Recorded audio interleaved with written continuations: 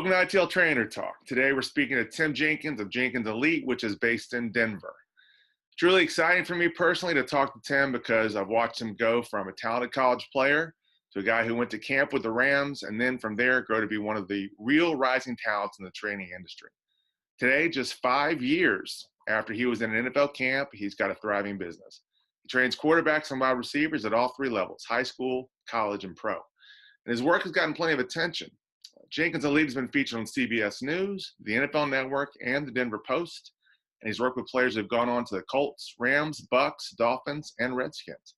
Meanwhile, his high school proteges have landed at Michigan, Alabama, and Texas A&M, among many others. Tim hasn't been doing training long, but he's definitely been doing it right. Tim, how you doing, buddy? I'm doing great. I appreciate you having me on. That intro is much better than I think I am. Hey, man. Every word true. All right. So, Tim, what kind of advantage did it give you in training that just 5 years ago, you were actually in an NFL camp? I mean, you were the guy that was aspiring to be an NFL player. Now you've got guys who are trusting you to do the same thing. How does that affect things? How does that benefit you? I think it benefits in two ways, right? The first is, from being around it, the game is evolving at such a fast rate, right? When you look at where it was and even just the early 2000s compared to where it is now, whether it's verbiage or complexities or the way defenses are scheming everybody up now, I think it's a tremendous advantage anytime, right, you're closer to your playing career than farther away. The second thing I'd say is, this better than anybody, it's a relationship league. I didn't know that as much, when you're coming out of college and you're doing all these things, you don't see it on the outside looking in.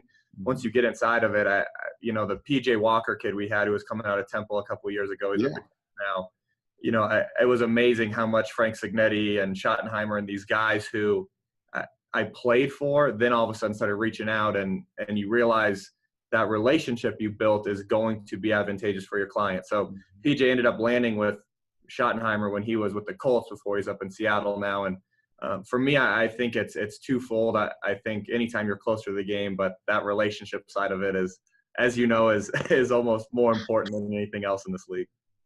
When you get as old as I am, you start to have a relationship with the people that start to have kids, you start to have a relationship with them as well. It's wild how the network develops, man, and the web just expands. I bet. Just wait, man. You'll be my age one of these days. Tim, quarterbacks are a different animal in that they don't need strictly speed work. What's the magic combination of board work and throwing in mechanics and standard speed and explosion training? I mean, how do you strike that balance? I think for me, it's we evaluate a lot of things in two phases, right? The first phase is getting your opportunity, right? Where you really do. You need to up the speed training. You need to up the strength training. You need to make sure you test well. Bottom line is when scouts come to your pro day, they want to see you throw, and that the old school guys really want to see it come off your fingertip and how you deliver it. But they want to see those numbers check out, especially with where offenses are trending. They're trending towards an athletic guy. You have to win from the pocket. You're always going to have to win from the pocket in the league. But you saw Trubisky do it a couple times, right? How many last night when he's out of the pocket and makes one guy miss and converts a 3rd and 3? Those are really dirty plays, right, that don't show up as these amazing stats, but are tremendous in a success for a football team. So I think, for us, the phase of getting these guys ready for pro day, right, is making sure they test well. You're going to up the speed training. That post-pro day work, in my opinion, after they've tested for a quarterback is the difference between sticking on as a practice squad guy like Luis Perez did or PJ Walker, some of these guys, and the difference between being where I am, right, where, I got my shot, but now I'm training. I think that post-pro day work, when you really zero in and you say, we work them through 100 plays, and granted, what we work them through, is that going to guaranteed be what they run? Absolutely not. But the idea of being able to project and run through a paragraph-long play, that's going to be consistent with every NFL team, right? And we always tend to lean towards heavy terminology versus light, because if you can do it one way, it's much easier to do it the other. So to me, I think the balance is much heavier in the phase of getting ready for pro day. Post-pro day, it's much heavier in let's become a quarterback, right? Let's watch all this tape. Let's break down the all 22 that guys share with us. Let's make sure that you're ready to go in and catch up. Because that situation I was in with Sam and, it was Sam Bradford, Kellen Clemens, Austin Davis. and I was an undrafted guy, they didn't sit there and say, hey, we're going to slow it down for you. It was catch the hell up or get out, right? That's the league for a young quarterback. And to make sure these guys are ready from a learning capability and ready just from the sheer amount of plays they're going to install to go and be the guy who can actually catch up versus when we come from college where every play, it's play 14 on the wristband and you go as fast as you can. So I think, the two phases for us are really important for the quarterback side of it.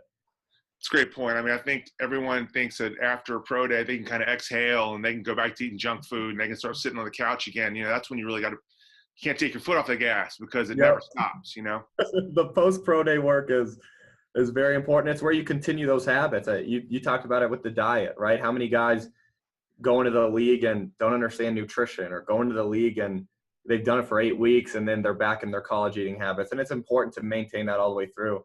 The second you're done playing college football, if you don't look at it as I'm a professional football player, you have no shot, right? If you don't, from that day on, move on and get rid of the old habits and get ready to be a football player, it's you're fighting an uphill battle.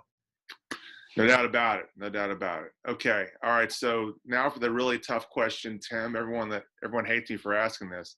Who's the player or coach that you've learned the most from during your career as a trainer and an athlete? Who's the one that sticks out? Is there one specific player or coach? For me, there's, I could tell you that I'll start with the coach. The coach for me that I've learned the most from was probably Frank Signetti. When I was in St. Louis, it's just a different world, especially for me. You knew my journey well. I came from Fort Lewis College, which I think there's been me and maybe one other guy who's gotten a shot in the NFL. It's not a football hotbed, right? So when I came out of there was so much simple things, like a safety shading over a nickel means that nickel's going to fire. There were so many little things that I just hadn't experienced at the college level. Quite frankly, the conference that I came from, everything was pretty base, right? If they lined up in cover 2, they were running cover 2. You didn't see as many disguises. You didn't see, the underfronts, meaning they're going to bring weak scrape. And Frank really, he helped me get my PhD in quarterback play. And I can still lean on him for, he's with the Packers now. What are the Packers running, right? What can we continue to evolve and make sure we're staying up to date? Because I think a dangerous thing, especially for guys who played in the NFL, is you get comfortable being a guy who people say, hey, is a former NFL player, and you stop learning or you stop innovating. And for us, we need to push that gas, right? We need to be at every coach's convention to make sure what we're teaching these guys, they're going to go experience, whether it's our guys making the jump to college or the jump to the NFL. So I tell you that Frank was 100% gave me my PhD in playing quarterback. And then the guy that I've learned the most from training, really not to give you a corny answer, PJ Walker, he came from Temple. He was an unbelievable case study in the idea that height matters, right? He went through and, if PJ's 6'4", he's the first overall pick and everybody's talking about him, right? He came out and he was a shade over 5'10". He battled, and he's still with the Colts. And to see that kind of work ethic and to see the way he processed the game, it was awesome. And I tell you that, the other side of the coin is any of our young athletes, right? Every once in a while, I still try to, as we've grown and our staff is much bigger now than it was, every once in a while, I still try to get out there and train those 3rd and 4th graders. And you learn a ton from those guys because they all have certain ways of learning and they're not well adjusted enough to change how they're learning, right? Those 4th graders, man, if they're an audible learner, that's the only way they learn. They don't care if you're a visual coach. So to be able to point at those guys a little bit and stay around that side of the game where it was just straight love for the game and love for your teammates, it's a blast. So I tell you that if I could pinpoint a player, it's PJ, but every time I get out there with those young guys is still fun for me. Sure. No, I understand. Awesome, Tim. And listen, I should mention before we get off here, Tim is a brand new father for the 2nd time, baby girl. In fact, this was scheduled to happen last week, and I think he emailed me like hours. In the hospital, yep. Reschedule. That's the level of determination and devotion you get from Tim Jenkins, baby. And also kudos to your wife for getting the baby born before the training phase starts. So that's a big deal, Yeah. That's a good coach's wife right there, man. I'll be calling you in 16 years for him. So making sure we get them all situated. So I appreciate it. Tim, tell us how someone can find out more about Jenkins Elite. They can just hop on our website. It's jenkinselite.com.